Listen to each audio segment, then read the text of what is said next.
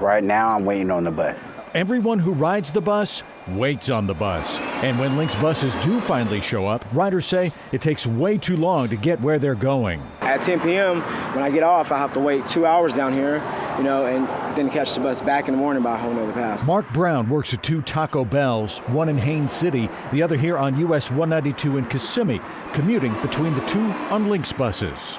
And just me commuting has been, hectic. I have to, panhandle for money sometimes. I'm struggling really bad. It works good because I only take one bus. It only takes between 15 minutes to 30 minutes. Jocelyn Zapata works at Embassy Suites Hotel on 192 and lives about a mile away in Kissimmee. She says Lynx has good and bad days. When she moved here 2 years ago, she worked much farther away near Walt Disney World. You need them to be on time, so you have to be on time at work. So I could tell you that it's really good if you are not going too far.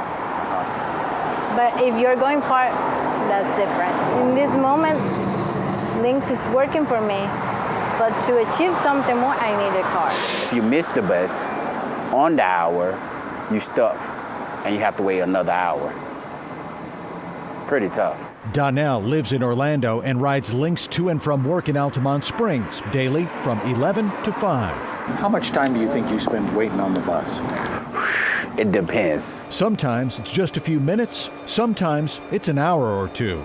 It's very difficult. And I'm having that experience now as we speak. Yes. See, I'm still waiting on the 106, and the 106 still didn't come. There it is. Yeah, there it is. Okay. All right. Let's go. Let's let you go. Story after story of life dictated by the bus schedule. If you've never done it, you probably don't realize how daunting the daily travel can be. So WESH 2 transportation reporter Jacqueline D'Agostino is going to show us. We're here to ride the bus to give you an idea of what it's like for someone who does this every single day. So right now we're waiting for 106 at the Rosemont Superstop.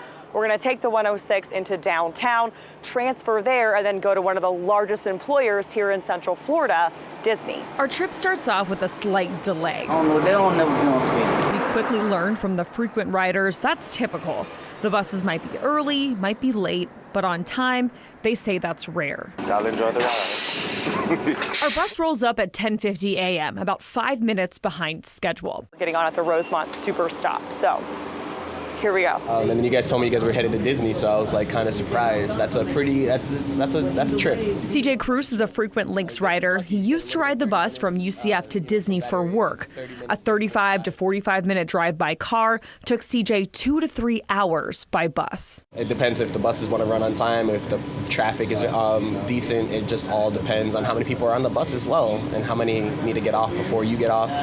So there's a lot of factors into it. Multiple people on our bus mention how limited the routes are for people who work late or odd shifts. Like I have friends of mine that had to take 2 buses just to get to work and then 3 buses to get back because the first bus they took no longer runs at that time. So it's kind of like just depends on where you are, where you live. In some cases, I've had to sleep in places where I've missed my bus. Like at UCF, I've had to sleep there once or twice. You heard that right. Sleeping in random places because there's no bus to take home. Thank you. Thanks. Have a good day. 30 minutes later, we're downtown, time to transfer and wait. The bus drivers need to change out, so we meet more riders. My name is Jarvis Thompson, and I wrecked my car about a week ago in an unfortunate accident, totaled my car out, so here I am 10 years later on the bus. This East Orlando native is a restaurant manager on the west side of town.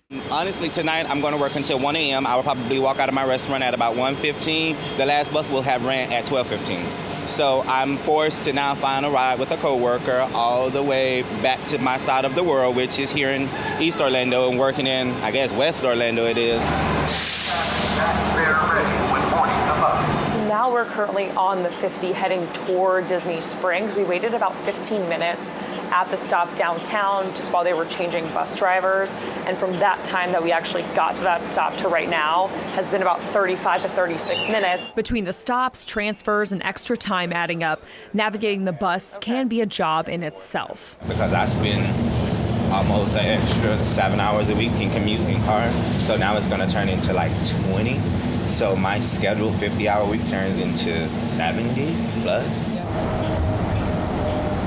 So now we're finally approaching our stop. I think our total time now, we're not technically off yet, is like just at an hour and a half. So getting from Rosemont to downtown, again, that was about 30 minutes, but this leg of the trip has been pretty much about a solid hour, and people are telling us that this is a good day. So even on a good day, it's taking about an hour and a half total, and we're not even really there yet. And while our trip today has been relatively smooth, Waiting to see what tomorrow is. But it's been pleasant, but it's still been like not a challenge, but it's still been a process, you know? we finally make it to Disney Springs at 12:39 p.m.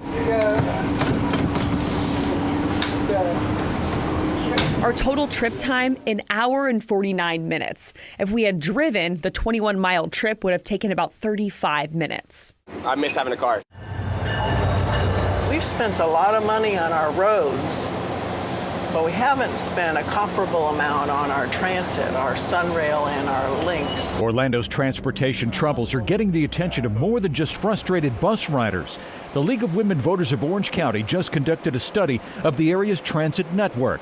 It gave transportation a D letter grade, saying the biggest failure has been the absence of progress toward a regional transportation vision and dedicated source of funding.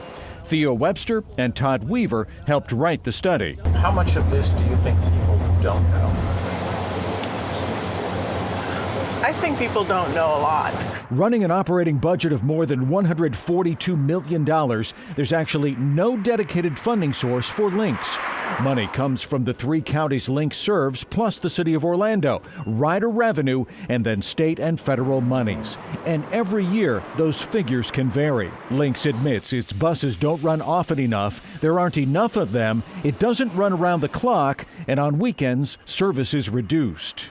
I live in Winter Park. I live 2 miles from the Sunrail station, and if I were to take a Lynx bus, I have to make 2 transfers to go 2 miles.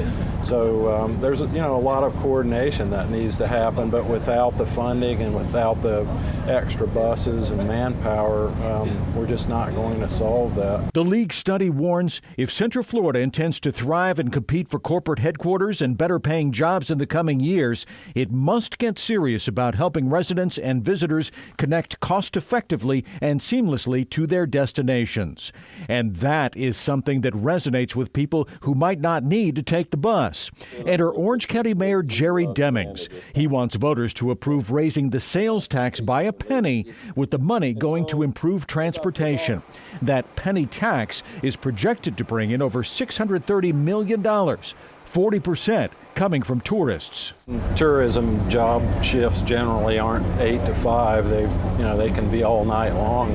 And we've heard stories of people sleeping in the break rooms at some of the theme park venues, and I think that's sad. Transportation and housing go hand in hand. Rider after rider told us how their housing options are at the mercy of getting to and from work. That has a crushing effect on finances. The Housing and Transportation Affordability Index shows households in the Orlando region pay 53% of their income toward housing and transportation, well above the index's benchmark at 45%. The League of Women Voters report says inefficient transportation means less money and time for families. I catch the 4:15. That's pretty much the first bus that runs. And if I miss that one, I'll actually be late. Edward Anderson lives in the Paramore neighborhood and catches the first bus every morning to get to his job in Altamont Springs. Today, he and his family rode the bus to celebrate Edward's birthday. He used to live closer to his job, but says Lynx service was so unreliable, he moved farther away near a more reliable route. I catch the 102 and get off in Winter Park. Get in Winter Park, catch the number 23. That's a daily routine, 2 buses a day. The theory is you make transportation better. You give people back time, saving them money. Extra money they could put toward housing, bills, food. And all of that may ride on a vote about a penny. Because you're not going to pass a penny sales tax if you don't get people on board and you're not providing them with something that they think they need.